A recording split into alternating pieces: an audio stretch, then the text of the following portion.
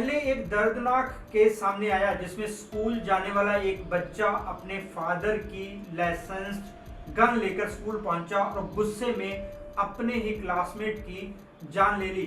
ये सुनने में किसी क्राइम शो की कहानी लगती है, लेकिन ये सच्चाई है और ये सच्चाई हमें बहुत गहरे सवाल पूछने पर मजबूर करती है।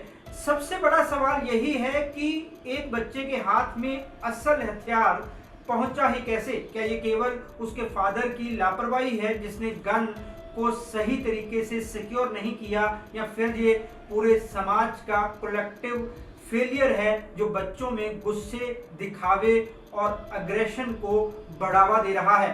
एक लाइसेंस्ड वेपन रखना कानूनन सही है, लेकिन उसका गलत इस्तेमाल, खासकर जब वो किसी बच्चे के हाथ में जाए, तो ये सिर्फ एक क्राइम नहीं बल्कि मॉरल गिरावट की निशानी है। ये घटना हमें पेरेंटल रिस्पॉन्सिबिलिटी की गंभीरता को समझाती है।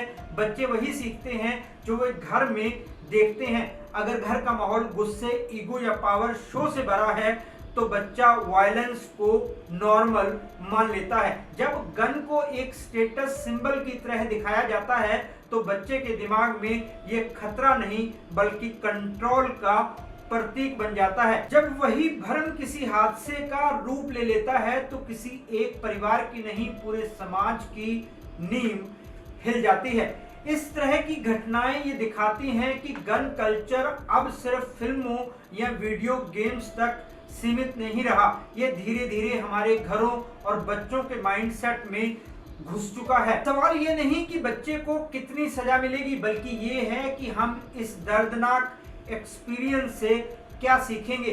क्या हम अपने बच्चों को इमोशनल इंटेलिजेंस और एंगर कंट्रोल सिखा रहे हैं, या फिर उन्हें सिर्फ कंपटीशन और ईगो बैटल्स की तरफ धकेल रहे हैं? ये घटना एक वेकअप कॉल है हर पेरेंट्स के लिए, हर सिटीजन के लिए। अब वक्त है कि हम सिर्फ कानून की बात ना करें बल्कि रिस्पॉन्सिबल पेरेंटिंग, गन सेफ्टी और वैल्यू बेस्ड अपब्रिंगिंग को भी गंभीरता से समझें, क्योंकि असली सेफ्टी हथियारों से नहीं बल्कि सही सोच और सेंसिटिव परवरिश से आती है।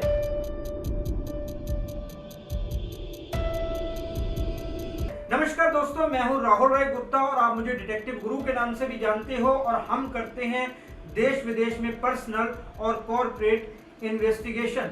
मेरे पास कुछ ऐसे केस आते हैं जिनके बारे में मैं ज़्यादा बात नहीं करता। ऐसा इसलिए क्योंकि वो बात बच्चों से जुड़ी होती है, लेकिन आज इसका जिक्र करना बेहद ज़रूरी है, वरना मेरी बात अधूरी रह जाएगी। ऐसे केसेस में बच्चों के पेरेंट्स बच्चों की जासूसी करवाना चाहते हैं अपने स्कूल जाने वाले बच्चों के लिए। ये सुनकर आपको शायद हैरानी हो रही होगी। वो ऐसा इसलिए चाहते हैं क्योंकि उनको अपने बच्चों में अलग तरह के चेंजेस दिखाई देते हैं। जैसे बच्चा बहुत ज़्यादा गुस्सा दिखाता है, बार बार बदतमीजी भरे जवाब देता है, अपने बहन भाइयों को धमकाता है, कभी कभी उन्हें पीट भी देता है। बच्चों के पेरेंट्स जानना चाहते हैं कि आखिर बच्चा ये सब कहां से सीख रहा है। कई पेरेंट्स ने मुझे बताया कि उन्होंने अच्छे से चेक किया, उनके घर का या आसपास का माहौल ऐसा नहीं है, फिर भी उनको ये समझ नहीं आ रहा कि बच्चों के अंदर इतना एग्रेशन कहां से आ रहा है। तो मैं पहले पेरेंट्स को काउंसलिंग देता हूं कि वो बच्चों के साथ कैसे पेश आए, कैसे पता लगाएं कि बच्चों का बिहेवियर क्यों बदल रहा है।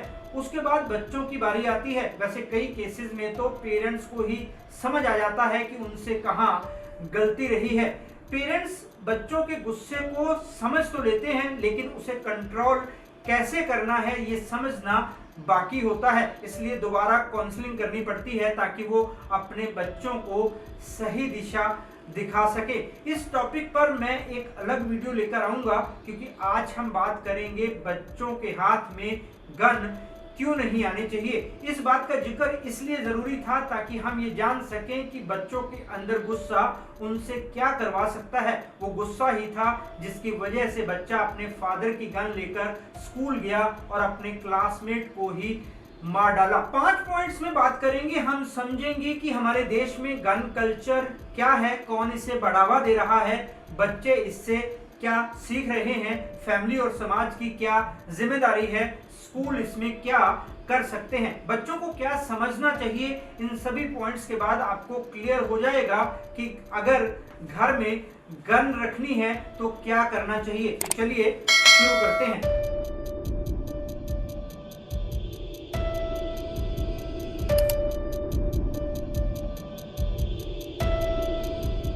अब जब ये सवाल सामने है कि एक बच्चा अपने पिता की लाइसेंस्ड गन लेकर स्कूल कैसे पहुंच गया, तो जवाब सिर्फ एक व्यक्ति तक सीमित नहीं रह जाता। ये घटना हमें 3 लेवल्स पर अकाउंटेबिलिटी की याद दिलाती है, घर, समाज और सिस्टम। सबसे पहले घर की बात करते हैं। कोई भी हथियार रखना सिर्फ अधिकार नहीं, एक बहुत बड़ी रिस्पॉन्सिबिलिटी भी है।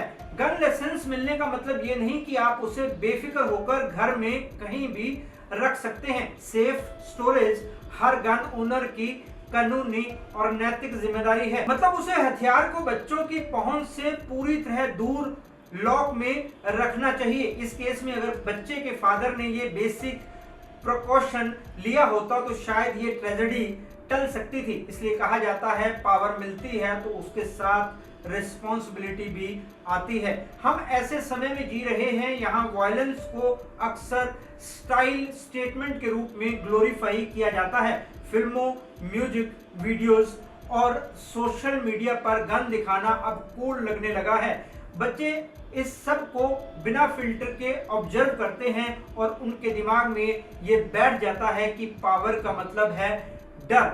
जब तक हम इस कल्चरल माइंडसेट को नहीं बदलेंगे तब तक स्कूलों और घरों में इस तरह की घटनाओं को रोकना मुश्किल रहेगा। स्कूलों में mental health awareness, anger management sessions और काउंसलिंग प्रोग्राम्स अब एक जरूरत बन गए हैं, ना कि ऑप्शनल एक्टिविटी।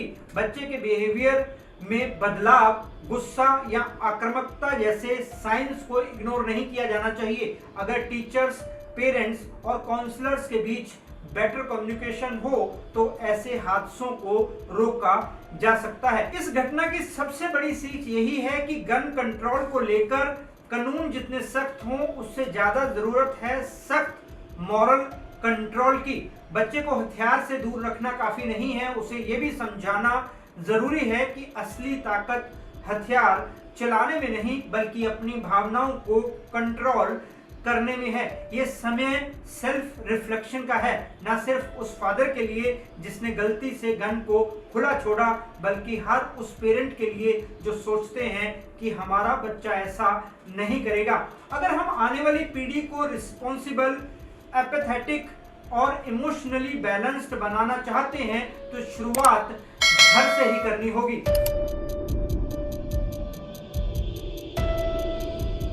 जब कोई बच्चा स्कूल में हथियार लेकर जाता है तो ये सिर्फ एक परिवार की गलती नहीं, ये पूरे समाज के लिए वैल्यू सिस्टम की कमजोरी दिखाता है। इसलिए इसका सॉल्यूशन भी सामूहिक होना चाहिए। हमें पनिशमेंट या ब्लेम गेम से आगे बढ़कर प्रिवेंटिव एक्शंस पर ध्यान देना होगा। सबसे पहले गन ओनर्स के लिए सख्त और स्पष्ट गाइडलाइंस जरूरी हैं। सिर्फ लाइसेंस मिल जाना काफी नहीं, हर व्यक्ति को ये सिखाया जाना चाहिए कि सेफ स्टोरेज, ट्रिगर लॉक और बच्चों की पहुंच से दूरी कैसे मेक श्योर करे। जैसे ड्राइविंग लाइसेंस के साथ ट्रैफिक रूल्स की ट्रेनिंग दी जाती है, वैसे ही फायर आर्म लाइसेंस के साथ भी मैंडेटरी सेफ्टी एजुकेशन होनी चाहिए। इसके लिए इतना सख्त कानून होना चाहिए कि अगर कोई गन ओनर अपनी जिम्मेदारी ठीक से ना निभाए तो उस पर भी क्रिमिनल लायबिलिटी तय हो। स्कूलों और एजुकेशनल इंस्टीट्यूट्स के लेवल पर भी कदम उठाए जाने चाहिए। हर स्कूल में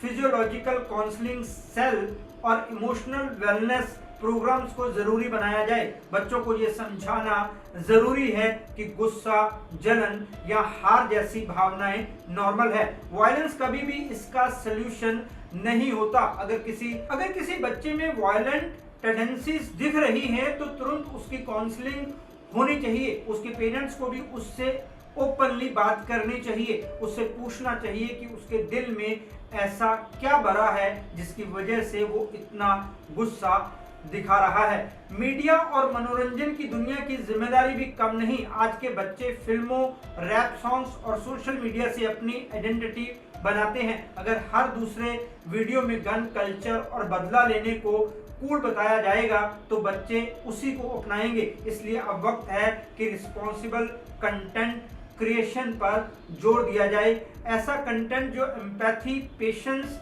और नॉन वायलेंस को मजबूत करे। इसके साथ ही माता पिता के लिए अवेयरनेस वर्कशॉप्स भी जरूरी हैं।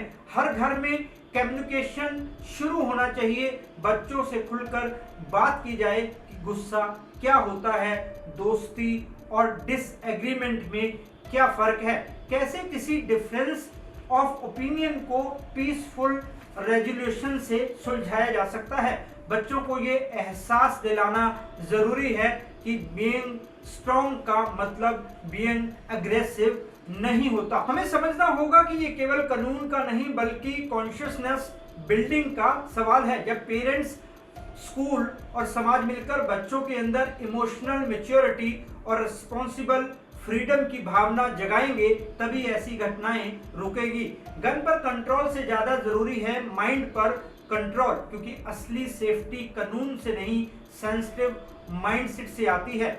हर समाज की सबसे बड़ी जिम्मेदारी होती है अपनी अगली पीढ़ी को सेफ, सेंसिटिव और समझदार बनाना। लेकिन जब कोई बच्चा गन उठाकर किसी की जान ले लेता है तो ये सिर्फ एक क्राइम नहीं बल्कि हमारे वैल्यू सिस्टम का वार्निंग सिग्नल है। ये बताता है कि कहीं ना कहीं हमने बच्चों को ये नहीं सिखाया कि ताकत का मतलब कंट्रोल नहीं होता। हथियार पर कानून बना सकते हैं पर विचारों पर नहीं। इसलिए असली बदलाव माइंडसेट लेवल पर लाना होगा। हमें बच्चों को सिखाना होगा कि गुस्सा कमजोरी नहीं बल्कि एक फीलिंग है जिसे समझा और संभाला जा सकता है। घर में गन रखने से पहले हमें यह समझना होगा कि हर हथियार के साथ एक मॉरल ड्यूटी जुड़ी होती है। उसे कभी भी ईगो या क्यूरियोसिटी का खिलौना ना बनने दे। जैसा कि मैंने पहले कहा, समाज, स्कूल और माता पिता तीनों को एक साथ मिलकर काम करना होगा। एम्पैथी, पेशेंस और कम्युनिकेशन को बच्चों की परवरिश का हिस्सा बनाना ही सबसे मजबूत प्रोटेक्टिव शील्ड है। अगर हम बच्चों को सुनना सीख जाएं तो शायद वे हिंसा से पहले सोचेंगे और सोचने से पहले रुकेंगे।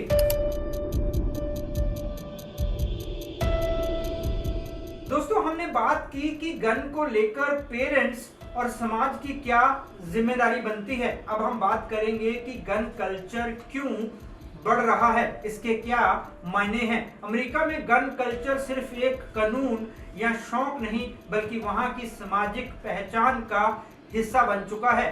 अमेरिकी संविधान के सेकंड अमेंडमेंट में नागरिकों को हथियार रखने का अधिकार दिया गया है, जिसे लोग अपनी फ्रीडम और सेल्फ डिफेंस का प्रतीक मानते हैं। यही कारण है कि आज अमेरिका में लोगों के पास जितनी गने हैं उतनी शायद दुनिया के किसी और देश में नहीं। लेकिन इस फ्रीडम के साथ एक गहरा संकट भी जुड़ा है।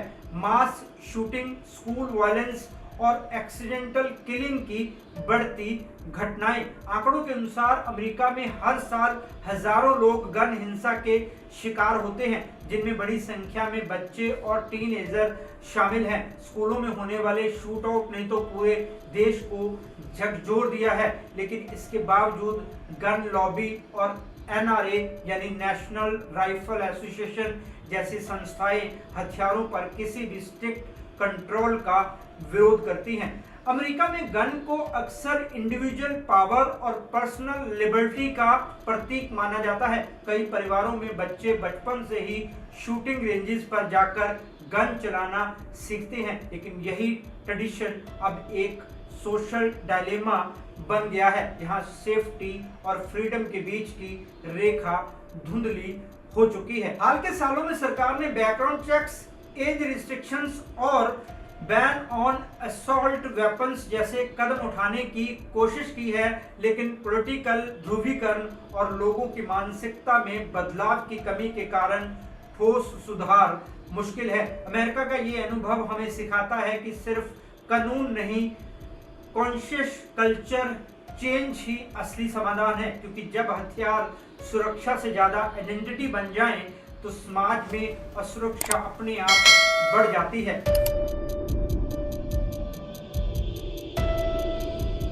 भारत और अमेरिका दोनों लोकतांत्रिक हैं, लेकिन गन कल्चर के मामले में दोनों के नजरियों में जमीन आसमान का फर्क है। यहाँ अमेरिका में गन रखना कॉन्स्टिट्यूशनल राइट माना जाता है, वहीं इंडिया में ये सिर्फ एक रेगुलेटेड प्राइविलेज है, यानी हथियार रखने के लिए सरकार की परमिशन जरूरी है और इसके लिए सख्त लाइसेंसिंग प्रोसेस होती है। भारत में गन लाइसेंस उन्हीं लोगों को मिलता है जो या तो अपनी सुरक्षा के लिए जेन्युइन रीजन साबित कर सकें या जिनका पेशा इसकी मांग करता हो, जैसे पुलिस, सुरक्षाकर्मी या ग्रामीण क्षेत्रों के जमीन विवादों से जुड़े लोग। इसके बावजूद देश में लीगल फायर आर्म्स की संख्या काफी अधिक है, जो अपराध, बदला या राजनीतिक दबदबे के लिए इस्तेमाल होते हैं। ये एक अलग तरह का खतरा है जो अमेरिका की तरह खुले में नहीं दिखता, पर समाज के अंदर गहराई तक फैला हुआ है। एक और बड़ा फर्क कल्चरल माइंडसेट का है। अमेरिका में गन रखना आइडेंटिटी और फ्रीडम से जुड़ा है, जबकि भारत में ये अक्सर स्टेटस सिंबल या पावर डिस्प्ले के रूप में देखा जाता है। यही कारण है कि भारत में गन हिंसा के मामले ज्यादातर ईगो क्लैशेस, रिवेंज या फैमिली डिस्प्यूट से जुड़े होते हैं, जबकि अमेरिका में मास शूटिंग्स और स्कूल अटैक्स जैसी घटनाएं आम है। हालांकि भारत में कानून सख्त हैं, लेकिन अवेयरनेस और रिस्पॉन्सिबल ओनरशिप की कमी अभी भी है। बहुत से लोग ये नहीं समझते कि हथियार रखना सिर्फ अधिकार नहीं, बल्कि एक बहुत बड़ी मॉरल एंड लीगल रिस्पॉन्सिबिलिटी भी है। करीब 2 साल पहले पंजाब सरकार ने गन कल्चर पर एक्शन लिया था। सरकार ने पब्लिक प्लेसेस, शादियों, धार्मिक प्रोग्रामों में और सोशल मीडिया पर हथियार दिखाए जाने या वेपन डिस्प्ले के खिलाफ बैन लगाया था। इसके साथ ही पंजाब में गानों या वीडियोस में हथियारों को ग्लोरीफाई करने पर रोक लगाई गई। लाइसेंस वाले हथियार रखने के लिए विशेष परिस्थितियां एस्टैब्लिश करने, लाइसेंस समीक्षा, रैंडम इंस्पेक्शन जैसे उपाय किए गए। मार्च 2023 में पंजाब स्टेट ने करीब 813 बंदूक लाइसेंस रद्द किए। भारत के लिए सबसे जरूरी सबक यही है कि हमें अमेरिका की गलती दोहरानी नहीं चाहिए। गन कंट्रोल को सिर्फ कानून नहीं, बल्कि सोशल एथिक्स और इमोशनल एजुकेशन से जोड़ना होगा, क्योंकि असली सेफ्टी बंदूक से नहीं, बल्कि अंडरस्टैंडिंग और पेशेंस से आती है। जब ट्रिगर उंगली से तेज चलने लगे तो समाज को ठहर कर सोचना चाहिए। बंदूक आवाज तो करती है, पर सॉल्यूशन नहीं लाती। हमें गन कल्चर नहीं, पीस कल्चर बनाना है, यहाँ अंडरस्टैंडिंग हथियार से बड़ी ताकत बने।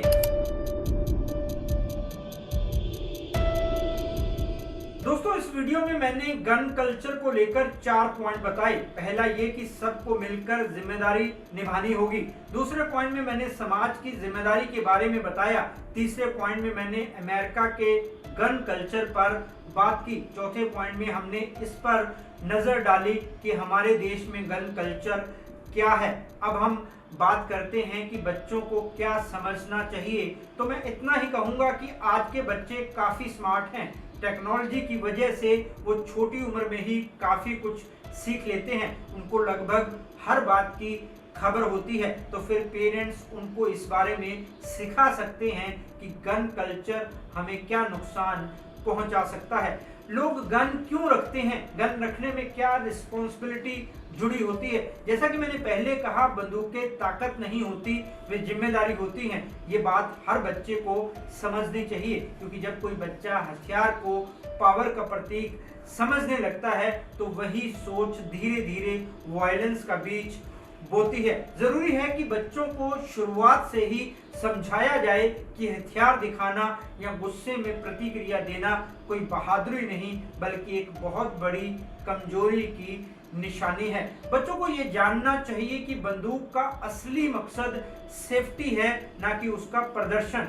लेकिन जब इसका इस्तेमाल गुस्सा निकालने या किसी पर हावी होने के लिए किया जाता है तो ये विनाश की शुरुआत बन जाता है। उन्हें ये सिखाना जरूरी है कि इमोशंस पर कंट्रोल ही असली ताकत है। अगर किसी बच्चे को गुस्सा आता है या अपमान महसूस होता है तो उसका सॉल्यूशन बातचीत और सहानुभूति से हो सकता है, हिंसा से नहीं। एक बार फिर बता रहा हूं कि स्कूल और घर दोनों का रोल बेहद इम्पोर्टेंट है। पेरेंट्स को चाहिए कि वे बच्चों के साथ ओपन कम्युनिकेशन रखें, उनसे पूछें कि वे क्या देख रहे हैं, क्या सोचते हैं और किन चीज़ों से प्रभावित होते हैं। अक्सर बच्चे फिल्मों या म्यूजिक वीडियोस में दिखने वाली गन को कूल मान लेते हैं, लेकिन उन्हें ये समझाना ज़रूरी है कि रियल लाइफ में बड़ा अंतर होता है। एक पल का गुस्सा किसी की जिंदगी खत्म कर सकता है।